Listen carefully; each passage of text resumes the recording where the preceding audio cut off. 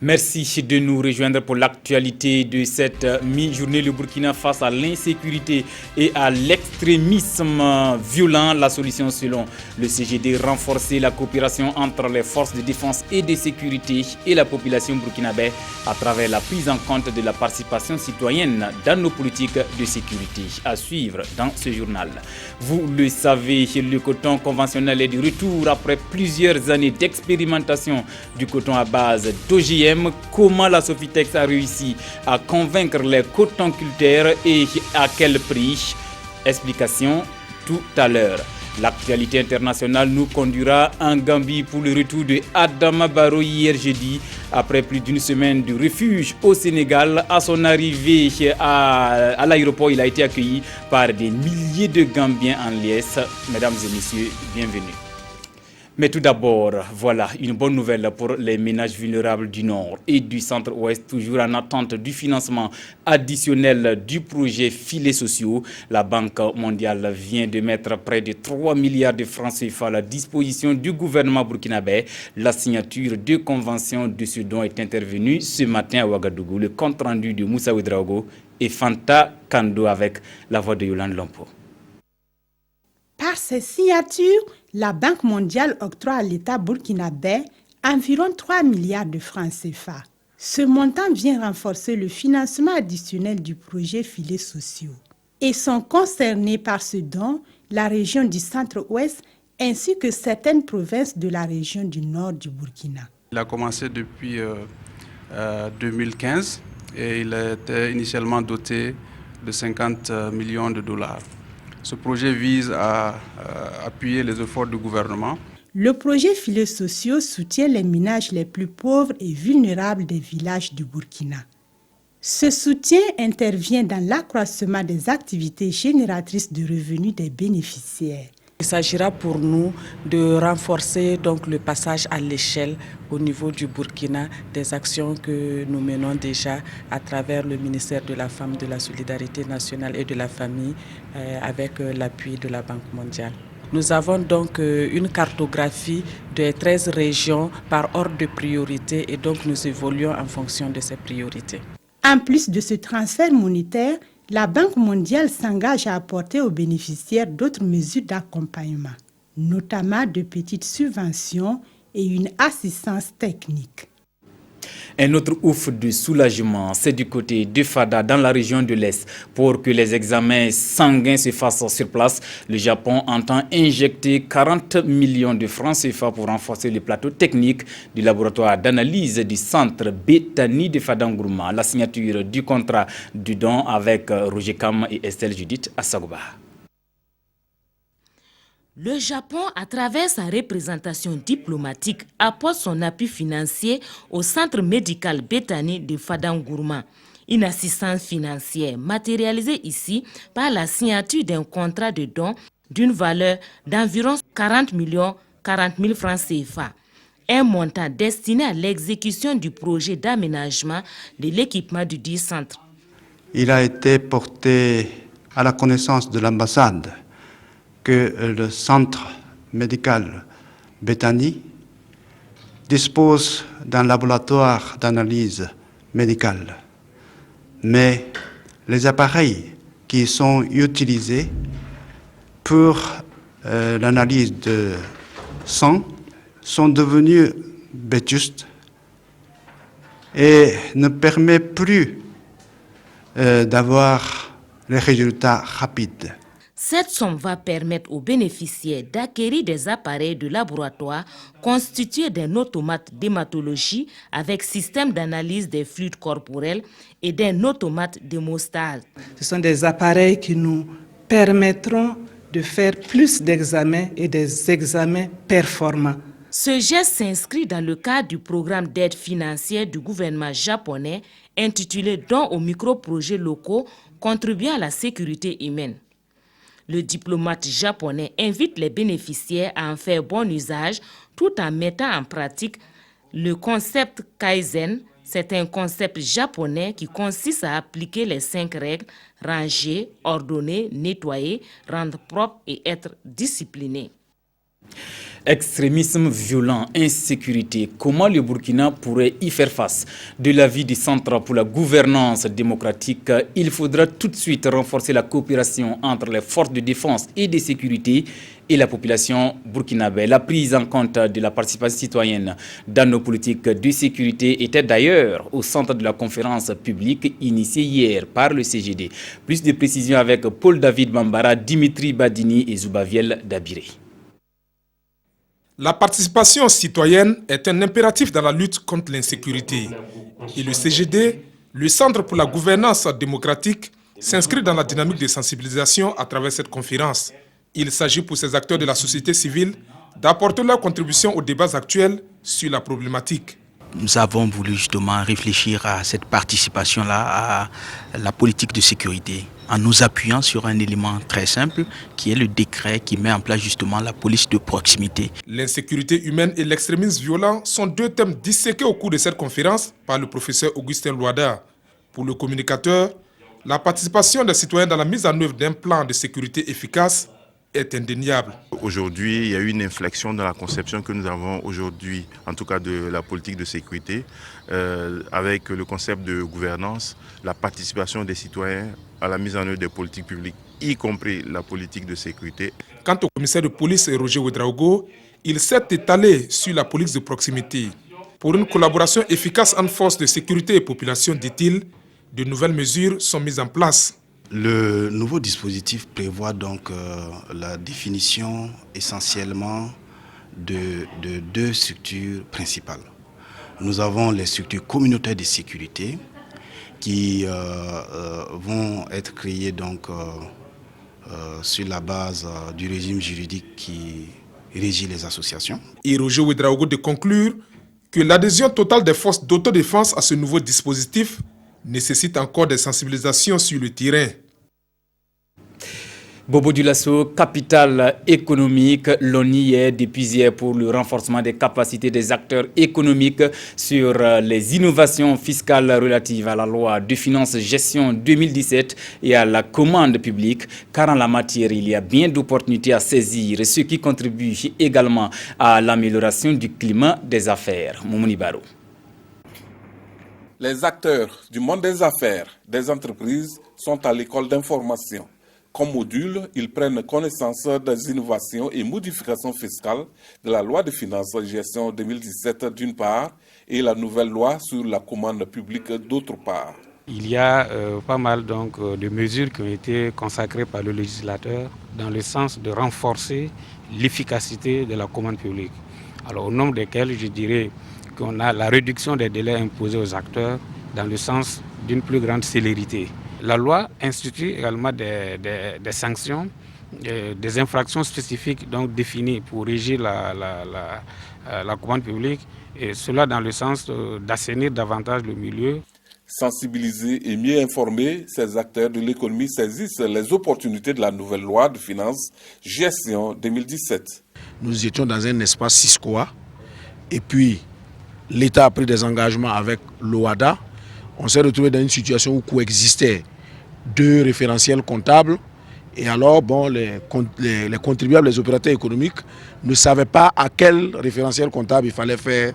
Voilà, en tout cas il fallait quel référentiel comptable il faut utiliser pour tenir la comptabilité des entreprises. Et donc l'administration a tranché en donnant donc aux opérateurs économiques un seul référentiel. Pour une mise en œuvre efficace du PNDS, le plan national de développement économique et social, l'implication des acteurs économiques s'avère importante. Ce cadre des rencontres est donc un créneau pour une amélioration du climat des affaires au Burkina Faso. Je le disais en début de journal, après plusieurs années de culture du coton à base d'organismes génétiquement modifiés, le Burkina a décidé de revenir au coton conventionnel, un retour qui a rencontré l'assentiment des producteurs au prix de maintes efforts de la nationale du fibre textile. Drissa Traoré et Moussa Sanon, reportage. Pour sa première campagne 100% coton conventionnel, la principale société cotonnière du Burkina, la Sofitec, peut s'estimer heureuse. 555 000 tonnes, c'est la quantité de coton graine qu'elle a pu récolter cette année sur une prévision de 600 000. Ce résultat aurait été meilleur si la pluie n'avait pas cessé brusquement comme ce fut le cas ici dans la région cotonnière de Houndé. Ici aussi, toutes les conditions de production étaient réunies. Je peux dire que dans l'ensemble, ça va. Oui, ça va bon. Ça donne bien comme le 6e. Voilà, mais seulement, quelque part, on a accusé les traitements, c'est-à-dire les produits. Voilà. Bon, il y a quelques produits qui ne sont vraiment pas efficaces, surtout le 2e type.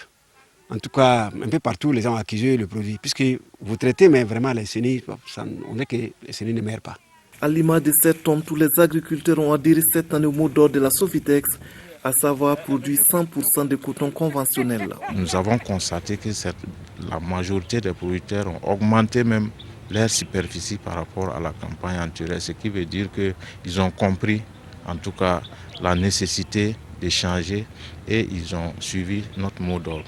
Donc nous tenons vraiment à les remercier aussi pour cela, parce que ce n'était pas évident au départ. La Sofitex a dû aussi batailler dur pour pouvoir disponibiliser les intrants à temps, des efforts parmi tant d'autres et qui ont été sans doute des sources de motivation supplémentaires pour les producteurs. Avec le coton conventionnel, les traitements augmentent. Nous passons de 2 à 6 traitements, mais la Sofitex a fourni des efforts pour mettre à la disposition des producteurs les produits de traitement pour éviter en tout cas qu'il y ait des infestations parasitaires. Et la Sofitex a aussi mis un dispositif qui a permis d'être toujours à côté des producteurs et à les sensibiliser et souvent même à les aider à traiter à travers nos brigades de traitement de coton. Conserver sa place sur le marché et redorer l'image de son produit, voici entre autres les ambitions du Burkina par ce retour au coton conventionnel. Le Burkina, premier producteur de coton en Afrique depuis 2003. Autre point de l'actualité, un PNDS peut bien en cacher un autre. Nous parlons santé, plutôt de la mise en œuvre de la seconde phase du plan national de développement sanitaire. Ce dispositif qui a été activé pour la période 2011-2020 a été présenté hier par les techniciens et partenaires du ministère de la Santé comme un moyen efficace pour l'amélioration de notre système de santé. Adama Giti, Nathalie Sawadogo Nabaloum. Le plan national de développement sanitaire fait l'objet d'échanges entre acteurs de la santé et partenaires techniques et financiers ici à Ouagadougou. Ce plan décennal 2011-2020 a été évalué en 2016 pour la période 2016-2020. Et il sera question pour ces acteurs techniques et financiers de le relire au regard des résultats de la première phase et des exigences du plan national de développement économique et social du gouvernement. C'est une conférence, comme on dit, des partenaires techniques financiers dans le secteur de la santé pour essayer de partager notre nouvelle vision donc, du développement sanitaire, du système de santé et également commencer d'ores et déjà les plaidoyer donc, pour avoir les accompagnements nécessaires aussi bien techniques que financiers de nos partenaires traditionnels et aussi mobiliser d'autres partenaires qui seront certainement convaincus par la cohérence du programme que nous soumettons à leur adhésion. Plusieurs réformes ont été introduites pour la mise en œuvre efficace du PNDS. Ce sont entre autres la mise en place de nouveaux dispositifs des organes de dialogue et de production comme cadre sectoriel de dialogue chargé de l'orientation politique. D'autres types de réformes mettent un accent particulier sur la gestion axée sur les résultats, la coordination des activités de la gratuité et l'accompagnement de la mise en œuvre de l'assurance maladie universelle. La gestion des déchets industriels au cœur d'une formation au profit des acteurs des micro, petites et moyennes entreprises. Il s'agit de leur apprendre à réduire au mieux les déchets industriels en les valorisant. L'initiative est de l'ONG Programme environnemental pour les femmes et son partenaire, la Table ronde africaine sur la consommation et la production propre. Yacouba Gamine, Kadi Sanogo. La symbiose industrielle est définie comme étant une technique par laquelle des entreprises établissent des synergies entre elles en vue d'un échange de déchets. Elle génère de nombreux avantages pour l'entreprise, garantit une amélioration de ses revenus et profits et réduit la pollution interne. Troisième du genre, cette formation initiée par l'ONG Programme environnemental pour les femmes s'inscrit dans le cadre du projet Switch Africa Green. Financé par l'Union européenne, ce projet travaille à accompagner les pays africains dans la transition vers une économie verte. Il vise l'amélioration de la productivité et la performance environnementale des entreprises. Ils vont auditer leur manière de faire pour voir qu'est-ce qu'ils font, comme on pourrait appeler de gaspillage, qui finalement réduisent leurs opportunités, en tout cas leur capacité de mieux produire. Et d'une autre manière, vont aller en symbiose industrielle, c'est-à-dire qu'entre eux ici vont naître des relations gagnant-gagnant. Au lieu qu'ils se débarrassent de produits qui sont pour eux des déchets, ils trouveront dans cette salle d'autres entreprises qui en ont besoin et qui ne savaient pas. Donc, au lieu de les jeter, il y aura des preneurs. La formation des micro, petites et moyennes entreprises sur la symbiose industrielle va permettre au secteur privé de soutenir la transition vers une économie verte inclusive en vue de la réalisation du développement durable au Burkina Faso.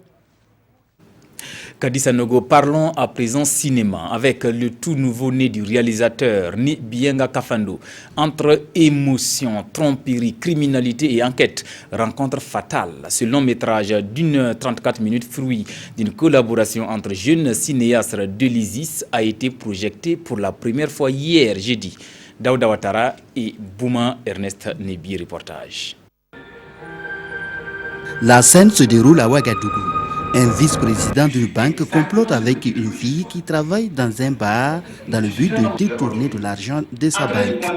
Pour atteindre cet objectif, ils se sont attachés les services d'un homme qui n'a aucun lien avec la société. Le complot a marché, mais l'histoire s'est terminée par un drame. Comment dissimuler ce crime? C'est l'histoire qu'a voulu raconter le réalisateur burkinabé Nebienga Kafando à travers sa toute première fiction intitulée Rencontre fatale. Le cultivateur a été arrêté. Qu'est-ce qui a bien pu le pousser à faire cela même? Je l'ai tué. Non, c'était juste un accident.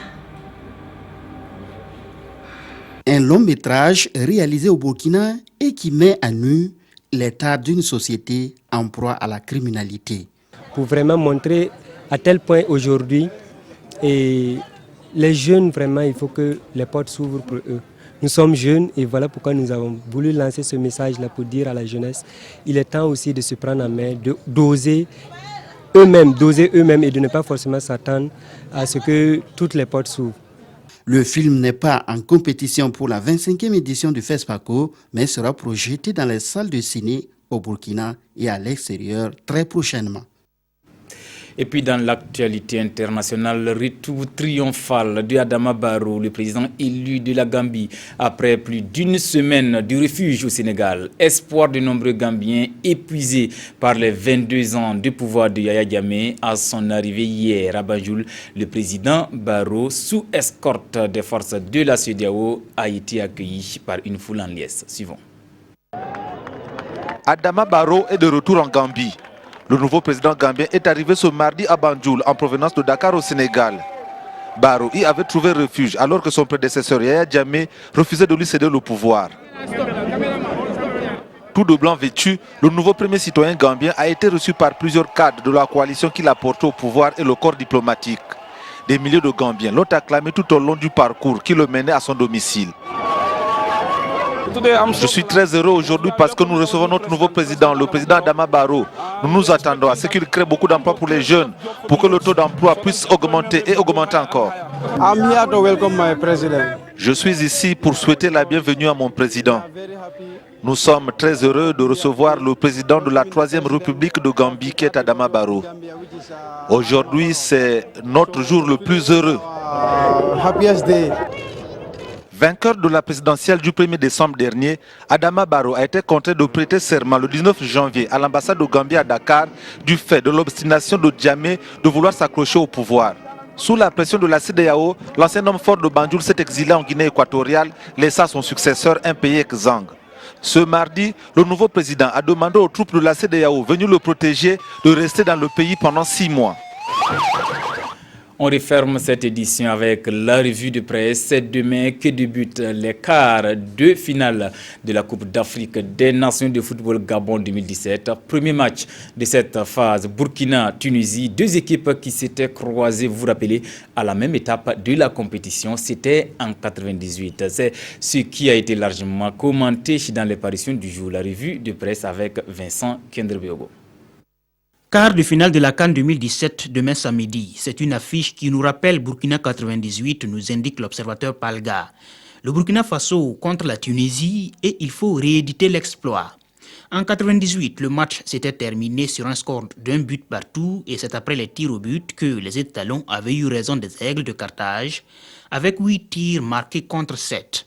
Les étalons devraient s'appuyer sur ce fait pour négocier un résultat positif qui leur ouvrirait la porte des demi-finales, ajoute le journal. Burkina-Tunisie, c'est tout ou rien et il faut nécessairement déplumer les aigles, écrit aujourd'hui au Faso, qui croit que les étalons en ont les moyens.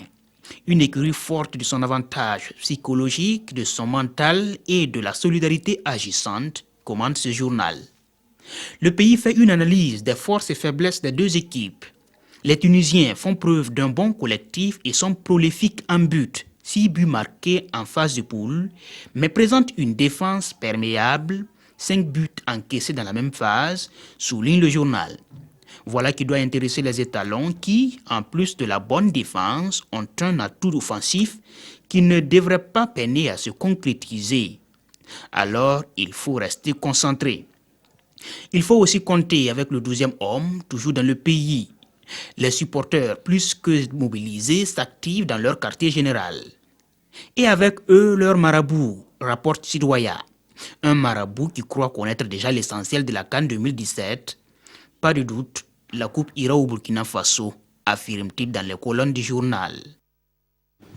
Bonne chance donc à nos étalons. Ici s'achève cette édition. Merci de l'avoir suivi. À bientôt.